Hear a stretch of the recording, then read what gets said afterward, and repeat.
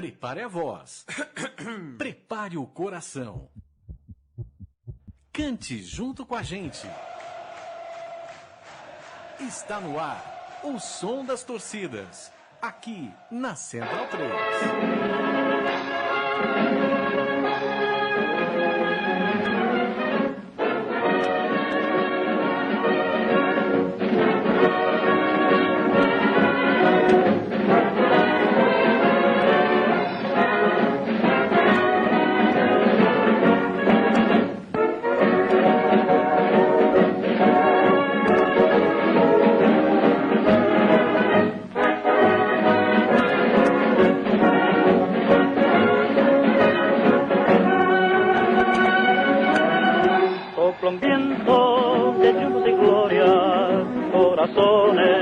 Que vivan de fe, ya desfilan los grandes campeones y el concurso andado de pie en sus pechos y viso de Sínia. Programa Som das Torcidas, número 56. Eu sou Leandro Yamin. Hoje é dia 23 de fevereiro de 2015 e voltamos à Argentina, voltamos à capital argentina.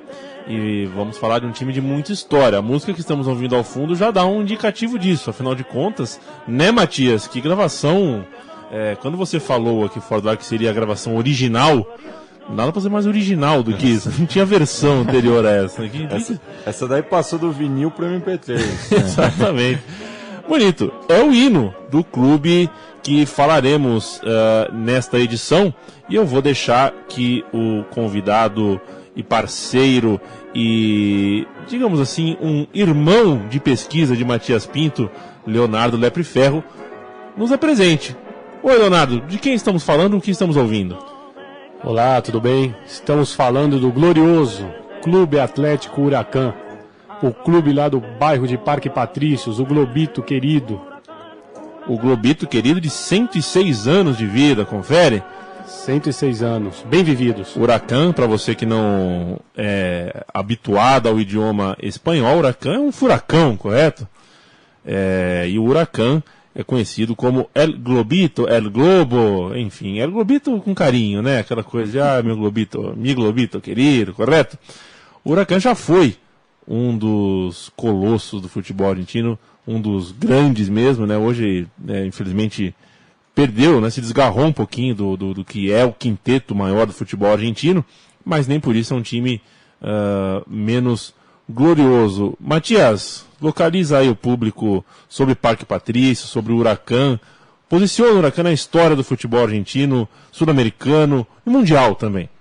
Bem, o Huracán ele foi fundado ali em Nueva Pompeya, né? Um bairro ao sul de Buenos Aires, perto de Almagro, Boedo, o Parque Patrícios, como o Léo já adiantou. Foi fundado por estudantes de um colégio chamado Colégio Lupe. Segundo o Oswaldo Bayer, que é um dos maiores especialistas da história do futebol argentino, à época era um bairro bem proletário, hoje já deu uma melhorada ali na qualidade de vida do pessoal. Apesar de também lá para trás ter surgido a primeira Villa Miséria da Argentina, ali a Villa de la Lata, e até o próprio apelido do time, né, os Quemeros, tem a ver com La Quema, que era uma região onde o lixo de Buenos Aires era queimado e tinha muita gente que vivia disso, né, acabava tirando sua subsistência através dos restos de lixo antes deles serem queimados. Então, Quemero, que é o apelido que hoje o Huracán leva, surgiu como algo pejorativo, mas eles incorporaram e ressignificaram isso de uma forma bastante positiva. O Huracán, quando eu disse que desgarrou-se do quinteto forte, maior, de massa do futebol argentino, era para justamente citar a primeira coisa que a gente vai ouvir, certo, Matias? Uma canção da torcida, uma canção para a gente abrir os trabalhos aqui, cujo nome é Sexto Grande, pelo menos o nome do arquivo que você me passou, correto? Isso mesmo. E uma das grandes discussões, né, do futebol argentino atualmente, essa questão da grandeza perdida do Huracán, que muitos acreditam que o Huracán ele não tem mais essa moral toda para se medir com Boca e River, Independiente e Racing, e principalmente com o arquirrival do Huracán, o São Lourenço.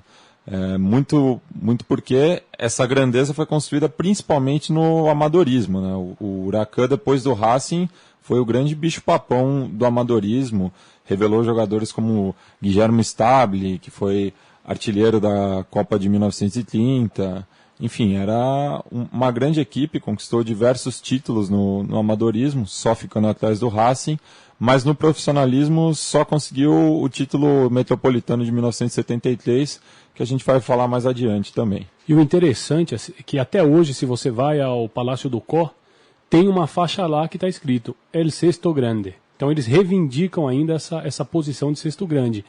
E até 2012, depois eu confesso que eu já não sei mais, mas até 2012, pelo ranking da AFA, o Huracán era o 6º clube da Argentina, curiosamente atrás dos 5 de maior expressão, que vendia mais entrada, que tinha mais frequência em seus jogos. Então eu acho que ainda é uma causa que eles podem lutar para fazer valer. Né?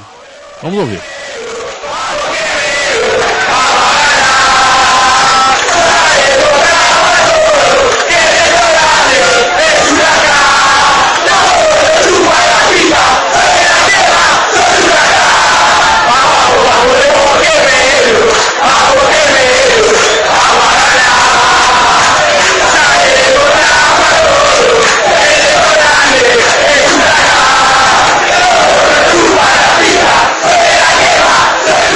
Grande, Huracán. O Huracán, não me lembro de ter visto o Huracán jogando contra um dos grandes de São Paulo. Acho que na minha vida aí, o Huracán não jogava Copa Mercosul, né? Não tava naquela. Não me lembro, acho que a torcida do Huracán nunca chegou, nunca vi aqui, embora tenha. Hoje pode não ter um dos 5 ou 6 grandes times da Argentina, mas tem um dos 5, ou talvez 4, ou talvez 3 grandes estádios da Argentina, né? O estádio bonito, né? Que.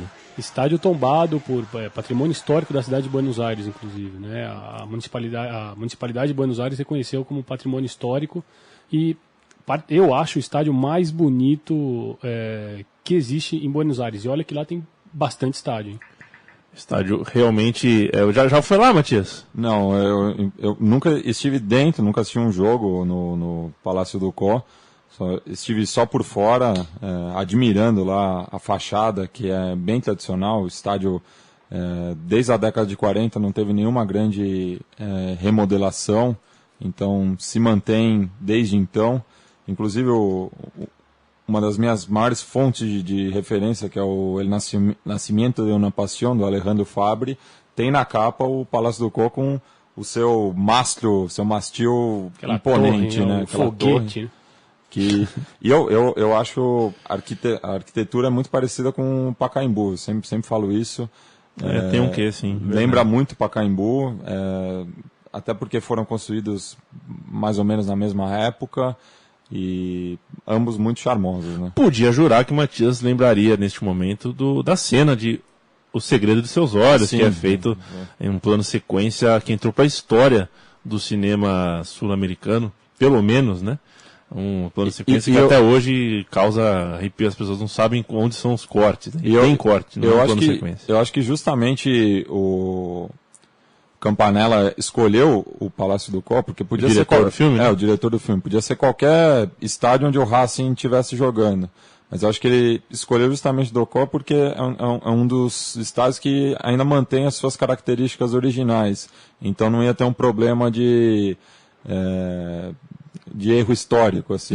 Mas salvo engano, na novela, na original do Sacheri, o vilão ele é íntia do Huracán. É que quando o Franchella, que é o amigo lá do personagem principal, digamos assim, da história, ele foi convidado para fazer o filme, ele como torcedor fanático do Racing, ele encontrou um jeito de colocar o Racing nessa história. E aí eles fizeram um jogo do Racing no Palácio do Có, né? Eu já tinha ouvido uma outra versão, que o próprio Sacheri, como torcedor independente, tinha escolhido o vilão da história ser um torcedor do Racing. Que nem o Nelson Rodrigues fazia todos os cornos, era um flamenguista. Tomás Adolfo do Có, estádio que comporta cerca de 48 mil pessoas dentro do modelo argentino de futebol. Se a FIFA passasse ali a mão, passaria a caber 31.400 412 pessoas. Enfim, fica em Parque Patrícios o estádio, correto? E do que falaremos agora? Qual é a próxima música? Falar dessa identidade do bairro, né, que tem com o Parque Patrícios, e que acaba sendo o grande motivo de chacota dos torcedores do Huracan para o seu arquirrival, o São Lourenço. No programa a gente vai falar muito do São Lourenço, porque eu acho que é uma das rivalidades mais injustas da Argentina. Acho que depois da rivalidade de La Plata, entre os grandes times argentinos, essa seja a mais desigual. Então, os torcedores do Huracan fazem sempre questão de mencionar o São Lourenço, como se eles não existissem. E não existem mesmo. Os dois clubes foram fundados no mesmo ano, se enfrentaram 7 anos depois, mas a rivalidade cresceu muito nesses quase... vai completar 100 anos agora, né, de rivalidade. Então, sempre essa referência com o São Lourenço, que teve que mudar de bairro. Mas é uma tremenda cara dura do pessoal do Huracan, já que, como eu falei, eles eram de Nueva Pompeia e só 20 anos, mais ou menos, depois da fundação, que eles fincaram raiz em Parque Patrícios. Então nós vamos ouvir a canção que fala sobre a relação bairro-torcida, coisa tão forte, tão característica do futebol argentino, que não tem como você falar de um time de futebol sem falar dessa identidade. Vamos lá.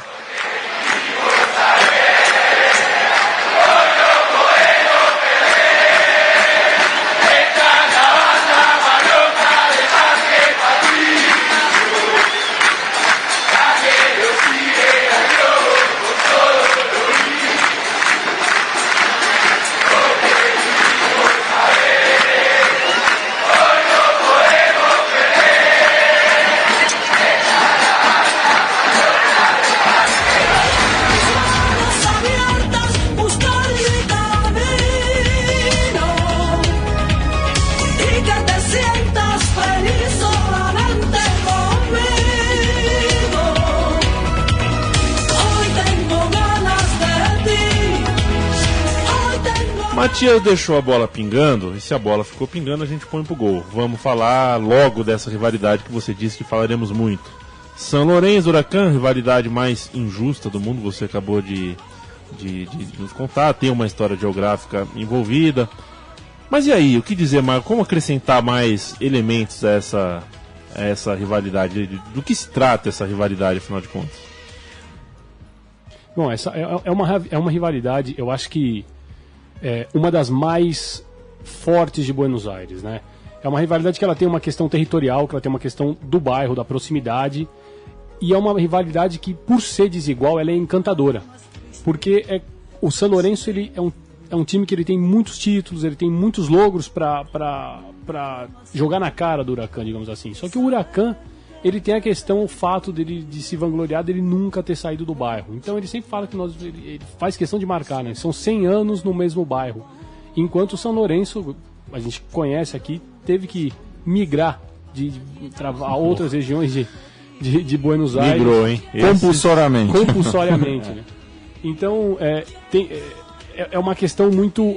chega a ser uma das rivalidades que, em questões de barra bravas, de brigas de torcida, é uma das rivalidades que mais teve casos de mortes, de brigas, de tiros, porque é muito ferrenha. Inclusive, em 2 casos, teve um em 2002, que a torcida do Huracan, eles invadiram a sede do São Lourenço, no Complexo Deportivo, lá em Barro Flores, escondidos numa van, e roubaram uma bandeira, um bandeirão que a torcida do São Lourenço tinha estreado há coisa de um mês, e alguns trapos, esses tirantes, né, que eles chamam lá, que eles colocam que eles penduram na arquibancada, no alambrado, e eles, antes de um clássico, eles chegaram a queimar esse bandeirão, que o bandeirão tinha 2.800 metros quadrados, se eu não me engano, estava até procurando. Pensei que ia ter 2.800 anos, imagina, um bandeirão de... E aquilo causou um impacto muito grande. E depois, 10 anos mais tarde, em 2012, em um clássico de inverno, ali disputado no Palácio do Código, com torcida única, só a torcida do Huracan, os quemeiros eles entraram com outros tirantes da torcida do São Lourenço, e causou aquilo também uma revolução enorme, porque era trapos oficiais lá da Barra Brava do São Lourenço, E então eles têm uma questão, é muito picante essa relação entre São Lourenço e Huracan.